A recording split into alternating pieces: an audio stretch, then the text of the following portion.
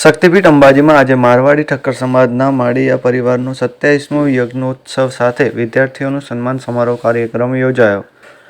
તારીખ 27/4/2025ને રવિવારે અંબાજી શક્તિપીઠના ગણેશ ભવન પરિસરમાં માળીયા પરિવારનો 27મો યજ્ઞોત્સવ મહોત્સવ યોજાયો હતો. જેમાં કુવારા ગામના જગદીશ અમૃતલાલ ઠક્કર, ડીસાના યોગેશ કાંતિલાલ ઠક્કર, ભીલડીના હિતેશ દેવચંદભાઈ ઠક્કર, થરાદના તરુણ વિઠ્ઠલભાઈ ઠક્કર, અમદાવાદના ગૌતમ વિઠ્ઠલભાઈ ઠક્કર તથા રમેશ મફતભાઈ ઠક્કર પરિવાર યજમાન પદે હતા. આ યજ્ઞોત્સવમાં ધજાદંડના લાભાર્થી સિદ્ધપુરના શ્રી દિનેશભાઈ હીરાજી પરિવારે લાભ લીધો હતો તથા ભોજનદાતા કલ્યાણના ગામના ચેતનભાઈ મફતલાલ હીરાજી પરિવારે લાભ લીધો હતો.